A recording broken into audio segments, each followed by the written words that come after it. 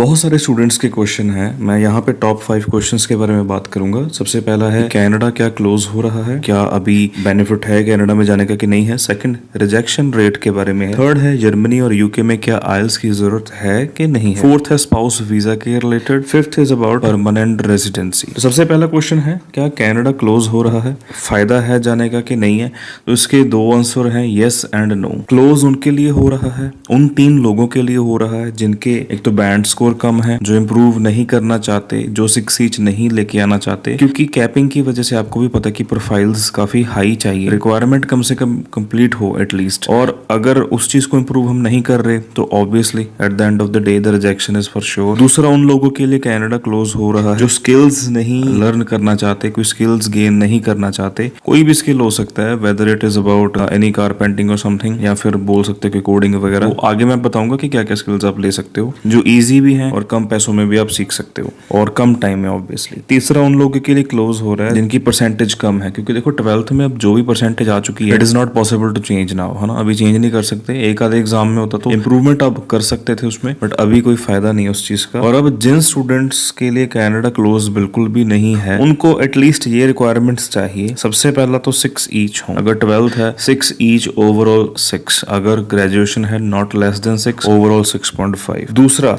सबसे इंपॉर्टेंट चीज है कॉलेज की चॉइस, पब्लिक कॉलेज होना चाहिए। तीसरा, मेन कैंपस होना चाहिए आपका, पीपीपी वाले कोई भी कॉलेज नहीं होने चाहिए, मेन कैंपस होना चाहिए। चौथा, स्किल्स होने चाहिए। बॉयज के लिए मैं 3 मेन स्किल्स बता देता हूँ। पहला फिटनेस ट्रेनर का हो सकता है, दूसरा कारपेंटिंग का हो सकता है, फिर कोडिंग का हो सकता है। इसके अलावा और भी कई चीजें हैं, चाहे आप स्टील फ्रेमिंग का देख सकते हो, ठीक है, वेल्डिंग एंड ऑल, जो भी वोकेशनल स्किल्स होते हैं उनमें से कोई भी आप सीख सकते हो। गर्ल्स के लिए भी मैं टॉप 3 बता देता हूँ। कोडिंग का हो गया, कंप्यूटर का हो गया, ठीक है, सलोन का हो गया, नेल आर्ट वगैरह का हो गया। तो ये कुछ स्किल्स है जो काफी पॉपुलर चल रहे हैं। जिन स्टूडेंट्स ने करे हैं उनको जाते सार ही जॉब मिली है वहां पे पार्ट टाइम। ये प्रूवन चीजें हैं कि ये स्किल्स आप सीख के वहां पे जा सकते हो और बढ़िया अर्न कर सकते हो। इन चीजों को फॉलो करोगे तो कनाडा आपके लिए हमेशा ओपन है। दूसरा सबसे बड़ा क्वेश्चन है, मैं तो चाहता था कि स्टूडेंट्स खुद पूछें, हालांकि ये स्टूडेंट्स ने भेजे हैं, बट आप भी पूछ सकते हो कॉमेंट सेक्शन में। If you want to have a session with me you can just text on WhatsApp. दूसरा क्वेश्चन है रिजेक्शन रेट का। क्या रिजेक्शन रेट हाई है कि लो है? इसका मैं सिंपल सा आपको जवाब दूंगा, थोड़ा अंडरस्टैंड करना, ठीक है।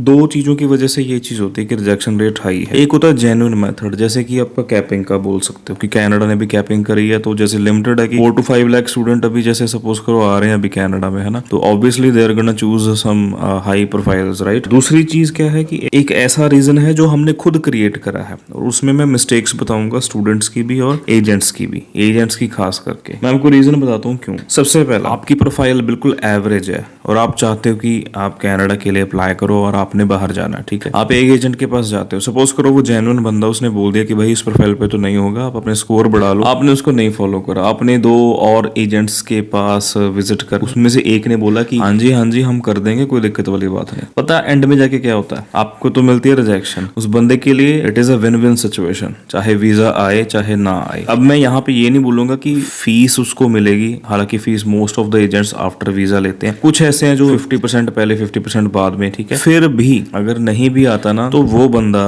आपकी प्रोफाइल में से अराउंड, मैं आपको बता देता हूँ कि 20 से 30,000 के आसपास वो अर्न कर लेता है इजीली, इधर by making gap documents. 5,000 suppose करो, 1 साल का गैप का लगता है कि 5,000 रुपए में 1 साल का आपका गैप कवर कर रहा है वो बंदा। ऐसे करके आपसे वो 12,000 ले लेगा, 15,000 ले लेगा 1 साल का, है ना। ऐसे 2 साल का अगर गैप कर दिया तो 30,000। और ऑफर लेटर में भी काफी ऑफर लेटर भी फ्री होते हैं। ये देखते हैं वो कि क्लाइंट कैसा है, वो रिसर्च करने वाला क्लाइंट लगता है कि नहीं है, कि हम पे ही छोड़ दी सारी चीज उसने, सो उसकी ऐसे एडवांटेज लेते हैं वो। उसके बाद 10 और डॉक्यूमेंट्स होते हैं जिनमें से वो पंजाबी चप्पा कहने जिन्हें कुंडी लाना है, वो चीज वो करते। तो इसकी वजह से रिजेक्शन रेट हायर है। आपको देख के लगता है कि भाई रिजेक्शंस बढ़िया आती हैं। 2 कारण मैंने आपको बता दिए, कैपिंग की वजह से है, एक तो प्रोफाइल अगर बढ़िया नहीं है, दूसरी चीज अगर आप ऐसे एजेंट्स के पास जाओगे जो हर एक प्रोफाइल को हाँ कर देते हैं just for the sake of money, तो ऑब्वियसली रिजेक्शन रेट तो फिर हाई होगा ही होगा। थर्ड क्वेश्चन स्टूडेंट का बहुत ज्यादा ये आ रहा है कि भाई जर्मनी या फिर यूके में आइल्स या पीटी की जरूरत है कि नहीं है। मेरे स्टूडेंट्स जर्मनी में भी गए हैं, यूके में भी भी गए हैं। मैं आपको डिफरेंस बता देता हूँ क्या है इसमें। कुछ कॉलेजेस यूनिवर्सिटीज ऐसी होती हैं जिनमें आइल्स रिक्वायर्ड रहता है, और कुछ यूनिवर्सिटीज ऐसी रहती हैं जिनमें आइल्स की रिक्वायरमेंट नहीं होती है, पीटी की रिक्वायरमेंट नहीं होती। तो भाई फिर सर्विसेज भी वैसी होती हैं। जैसे आप कनाडा में आइल्स में 5.5 बैंड पे प्राइवेट कॉलेज में जा सकते हो, जिसके बाद वर्क परमिट नहीं मिलता। वैसे ही यूके और जर्मनी में भी सेम चीज है। कहने का मतलब ये है, अपना बेनिफिट देखने के लिए बहुत सारे एजेंट्स इस चीज को प्रमोट करते हैं कि विदाउट आइल्स, विदाउट पीटीई हम आपको यूके का वीजा लेके दे सकते हैं। भाई वीजा लेके देना और एक अच्छे कॉलेज का एक सिक्योर्ड फ्यूचर के लिए वीजा लेके देना, इसमें बहुत फर्क है। मेक श्योर इस चीज को समझो। कभी भी एजेंट्स एड्स में जो इंस्टा पे आप देखते हो ये नहीं बताएंगे कि इस बंदे ने हमारे पास से ये फाइल करवाई है ना, इसका प्रोफाइल ये थी और उसको ये कॉलेज मिला जो कि पब्लिक है, जो कि प्राइवेट है, इतने टाइम में मिला, इतने रिजेक्शंस के बाद मिला। और स्टूडेंट्स की मिस्टेक मैं इस चीज के लिए बताऊंगा कि पार्टी पॉपर देख के हमें ये लगता है कि भाई हाँ ये बढ़िया एजेंट है, इससे ही हम अपनी फाइलिंग का काम करवाएंगे। भाई मैं किसी को अच्छा किसी को खराब नहीं बोलूंगा, है ना। I want to stay neutral. अपनी प्रमोशन मैंने कभी भी नहीं करी कि हमारे पास फाइल का काम करवाओ। आप कहीं से भी करवा सकते हो, नो प्रॉब्लम, बट जहां से भी करवाओ रिसर्च करके करवाओ, ऐसे नहीं कि पैसे फंस जाए आपके। जर्मनी एंड यूके में अगर आप वीजा चाहते हो तो भाई आइल्स 6 ईच तो आपको लाना पड़ेगा in order to get a public university और कॉलेज, ताकि आपको वर्क परमिट मिल सके। हालांकि जर्मन सीखना that is a different thing. अब यहाँ पे एक स्कैम और भी चल रहा है। बहुत सारे स्टूडेंट्स का एक जो क्वेश्चन आता है कि पीआर के लिए हम क्या चीज करें, है ना, बेटर सीआरएस स्कोर के लिए। अब दिक्कत क्या होती है, मैं आपको सिंपल सी एक भाषा में बिल्कुल स्पष्ट क्लियर कर देता हूँ, ठीक है। You are learning English since your first standard. Suppose पहली स्टैंडर्ड या नर्सरी से पहले से आप अपनी इंग्लिश कर रहे हो, ठीक है। अगर मैं आपको बोलूँ कि आपने 777 या फिर 2 में 7.5, 1 में 7, 1 में 8.5 लाने हैं, तो क्या आप ला पाओगे 1 मंथ में, 2 मंथ में? Obviously it will take time, समय लगेगा। फिर I really don't know how you guys are getting manipulated, है ना। मैंने बहुत सारी एड्स देखी हैं जहाँ पे दे आर सेइंग कि आपका B1 B2 है ना, A1 A2 level with in 3 months हो जाएगा फ्रेंच का। और यहाँ पे जो स्कैम की मैं बात कर रहा हूँ, फर्स्ट ऑफ ऑल एक तो लैंग्वेज जो है उसको सीखने के लिए बहुत टाइम लगता है। It is not a 3 month course, बहुत ज्यादा समय लगता है किसी नई लैंग्वेज को सीखने के लिए। हालांकि आप सीख रहे हो, that is a plus point. एक लैंग्वेज बोलनी और एक लैंग्वेज का एक जो टेफ कनाडा को जो टेस्ट क्लियर करना, वो अलग चीजें हैं। तो यू आर डूइंग दैट, बहुत बढ़िया बात है। I am not demotivating you guys, आप करो। मैं बोल रहा हूँ कि जब आप कनाडा में एंटर कर रहे हो आप सभी भी स्टार्ट कर सकते हो, क्योंकि एक लैंग्वेज को सीखने में एक एक्सपर्ट को भी साल से ऊपर लग जाता है, 12 months.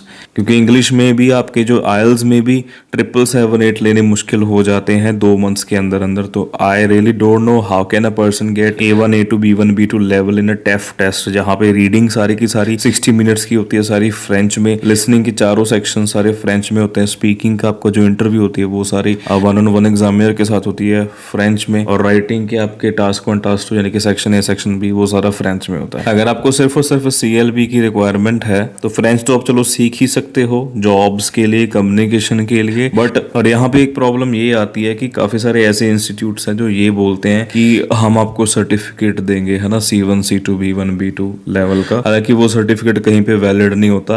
It is all about clearing the test, है ना। एक टेस्ट क्लियर करना जर्मन लैंग्वेज का हो गया या टेफ कनाडा का हो गया, तो ये थोड़ी सी मुश्किल चीज आ जाती है जिसमें बहुत ज्यादा टाइम आपको इन्वेस्ट करना पड़ता है। हालांकि फिर भी अगर आप अपना CLB ज्यादा इंप्रूव करना चाहते हो, अगर टेफ से नहीं हो सकता तो आप सेल्फी पे भी कर सकते हो, क्योंकि उसमें 12 CLB तक भी आप अपना जो स्कोर ले सकते हो। काफी बेनिफिशियल रहता है एंड सारा इंग्लिश में है। Yes, it is the language which you are learning since your childhood. You just need to prepare for few months and you can go for it. जो चीजें प्रैक्टिकल हैं उनके ऊपर थोड़ा फोकस करो, rather than कि किसी ऐसे चीज में इन्वेस्ट करो जहाँ पे आपको बेनिफिट भी ना हो और आगे जाके नुकसान भी हो। और सबसे लास्ट जो अपना क्वेश्चन है स्पाउस वीजा के रिलेटेड आया था कि सर स्पाउस वीजा का क्या सीन है, मतलब बंद है? नहीं भाई, ऐसा पता क्या है, हाफ नॉलेज काफी डेंजरस होती है, ठीक है। It is equal to a bomb. Spouse visa अभी चल रहे हैं, अवेलेबल हैं, बट ये ऐसे नहीं कि 6 मंथ्स बाद आप बुला सकते हो। वर्क परमिट पे आप बुला सकते हो। बाकी इसके लिए एक डिटेल्ड वीडियो मैं जरूर बनाऊंगा। मेक श्योर टू सब्सक्राइब और follow.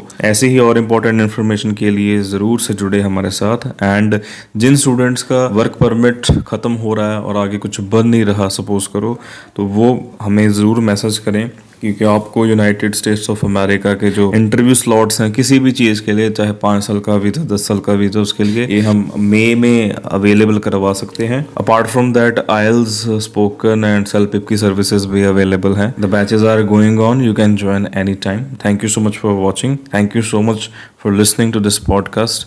See you in the next video.